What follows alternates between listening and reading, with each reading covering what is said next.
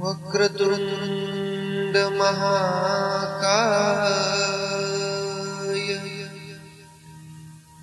सूर्यकोटि समप्रभ निर्विघ्नं कुरु मे देव सर्वकार्येषु सर्वदा।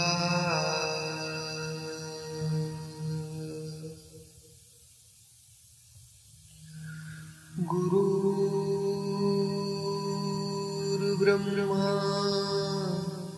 गुरुर्विष्णु गुरुर्देवो महेश्वरा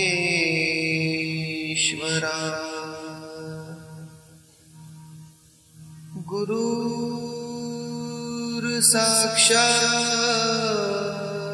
परब्रह्म तस्मै श्री गुरुवे नमः। मनोजवं मारुततुल्यवेगं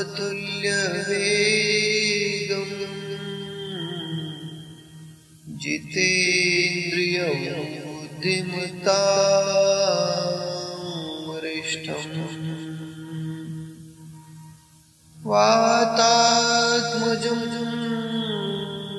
वानरयूथमुख्यं श्रीरामदूतं शरणं प्रपद्ये।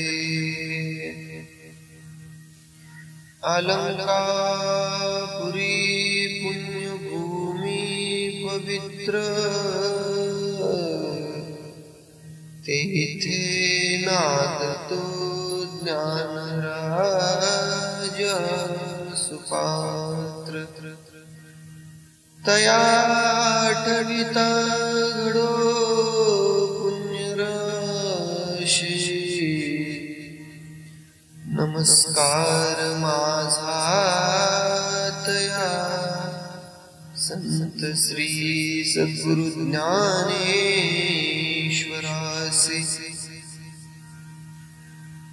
पुंडलीक वरदे हरि विठ्ठल श्री ज्ञानदेव तुकाराम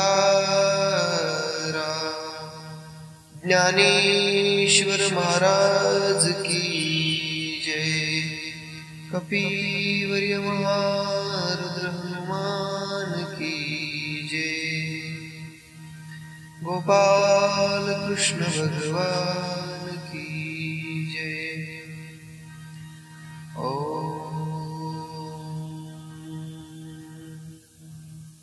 मातृदेवो भव पितृदेवो भव।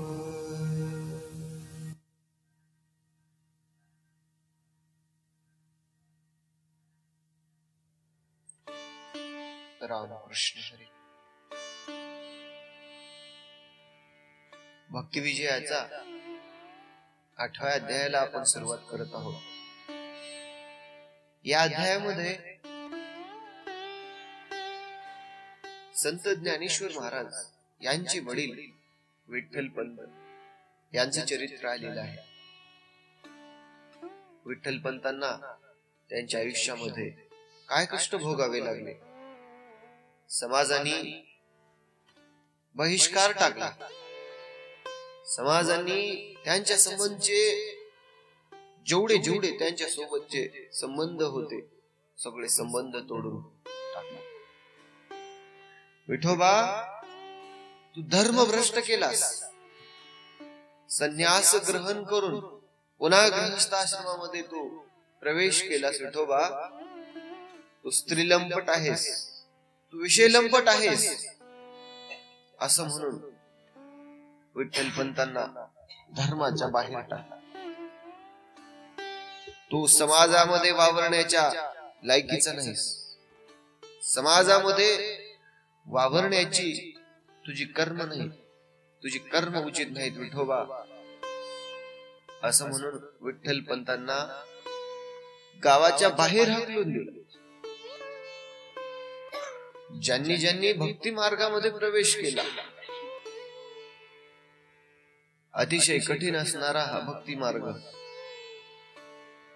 या मार्गामध्ये ज्यावेळी व्यक्ती जातो का, अनंत अडचणीचा सामना करावा लागतो.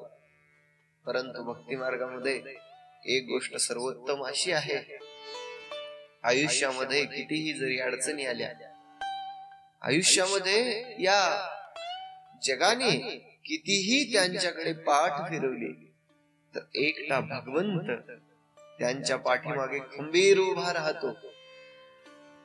कितीही अडचणी येऊ द्या, या मार्गामध्ये या अडचणींना सामोरं जाण्याची प्रेरणा भगवंत देतो.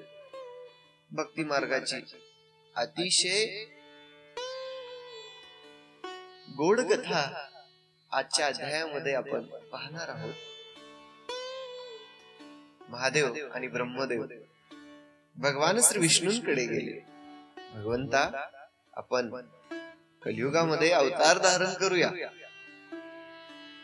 जगाला भक्ती मार्ग दाखवूया, सत्याचा मार्ग दाखवूया, ज्ञानाचा मार्ग दाखवूया, ज्ञानाचा उपदेश करूया, योग मार्ग दाखवूया. महादेव ब्रह्मदेव दोघेही वैकुंठवासी भगवंताकडे आले. भगवान श्री विष्णूंनी सांगितले, धर्माचं कार्य आहे, ठीक आहे, आपण कुठे घ्यायचा जन्म, त्यांचं ठरलं. गोदावरीच्या काठावर आपेगाव नावाचं गाव आहे, अतिशय सुंदर आणि मनोरम्य असणारं गाव. त्या गावामध्ये श्री गोविंद पंत आहेत आणि त्यांची पत्नी मीराबाई अतिशय धार्मिक आणि पतिव्रता स्त्री आहे. आणि तिच्या पोटी विठोबा जन्माला येईल आणि त्यांच्या पोटी आपण जन्म घ्यायचा. भगवंताची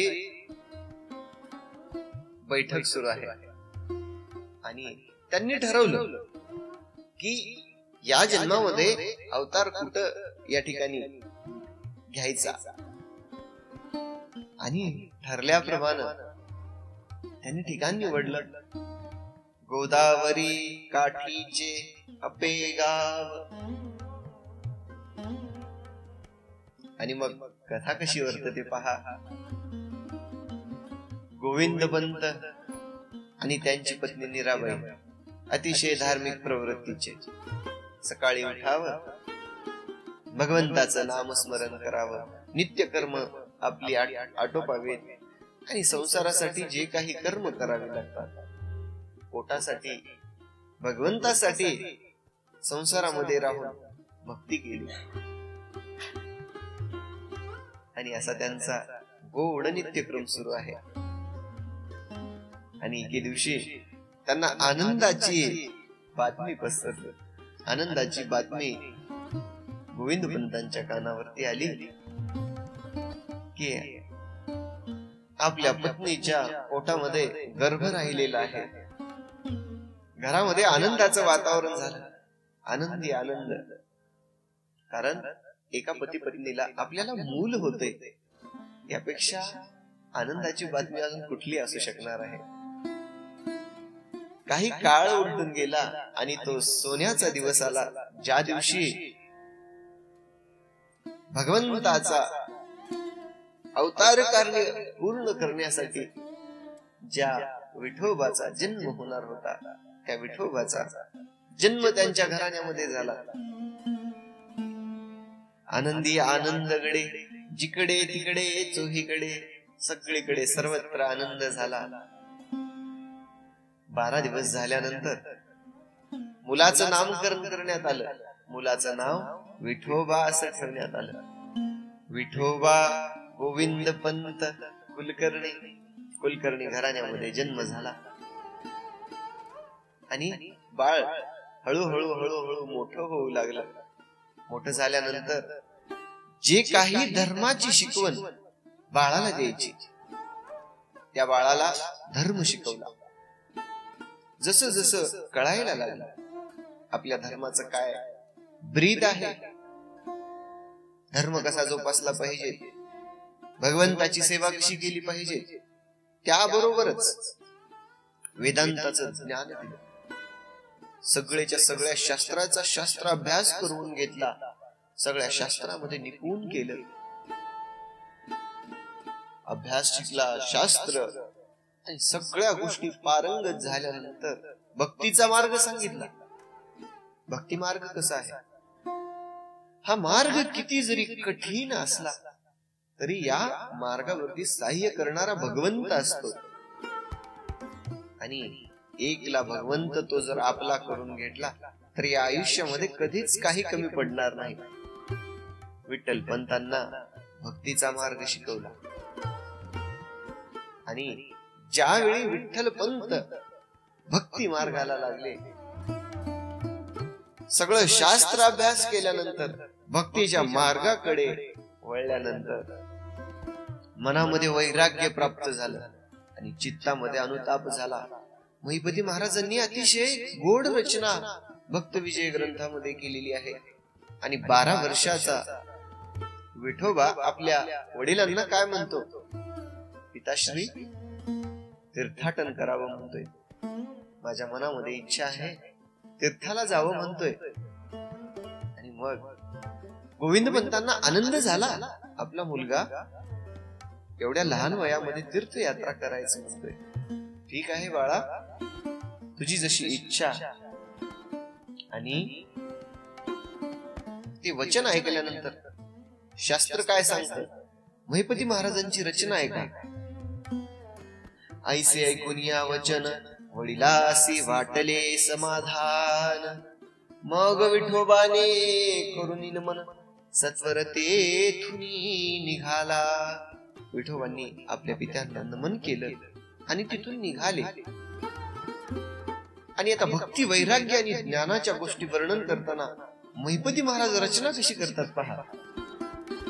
वैराग्य नुपजे चित्तास, तरी वाया गेला शास्त्राभ्यास, थोर कर्ण बधिरास, असो निकाय उपयोगी.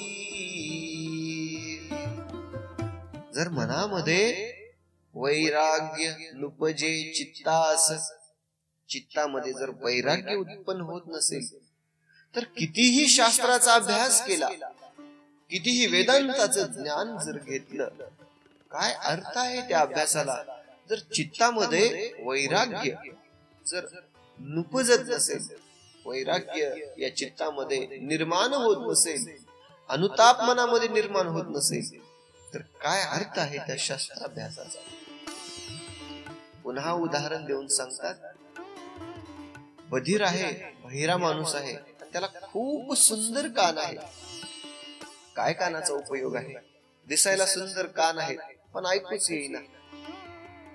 महिपती महाराज पुढच्या ओळीमध्ये सांगतात की मयुराचे अंगी जान, सर्वत्रची दिसती नयन, परी एकले दृष्टी विन, काय कारण तयाचे.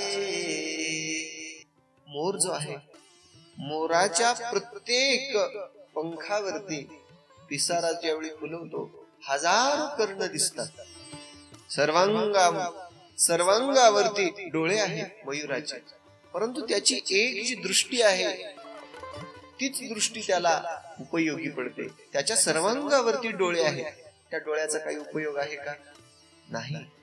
तसंच त्या ज्ञानाचा काही उपयोग होणार नाही जोपर्यंत त्याच्या मनामध्ये अनुताप वैराग्य निर्माण होणार नाही. जोपर्यंत त्याच्या मनामध्ये जे जे दृष्टी दिसे भूत